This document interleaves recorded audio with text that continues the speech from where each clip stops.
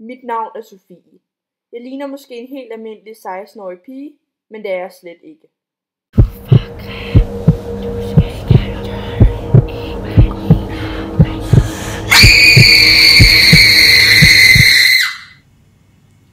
Det er ligesom som om, at jeg er delt op i 3 dele. Det gode, det onde og så mig selv. Og jeg har det gode på min venstre side herovre. Og så har jeg det onde på min højre side. Og så har jeg ligesom mig selv i midten.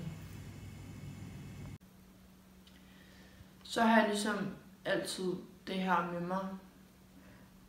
Det gode, det er den her hvide due, som altid sidder her på mine skuldre.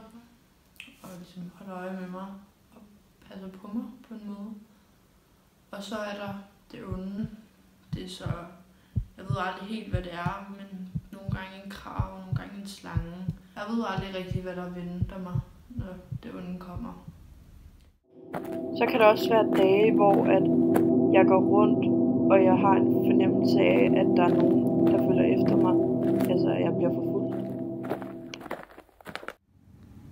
Alt det her, det fører ligesom ud i nogle konsekvenser. Fordi at det er rigtig hårdt at leve med det her i sin hverdag. Og det gør, at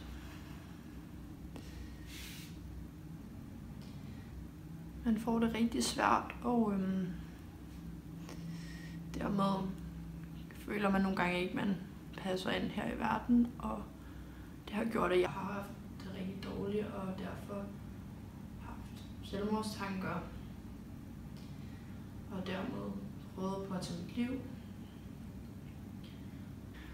Og der har været en episode, hvor det faktisk næsten var for sent for mig.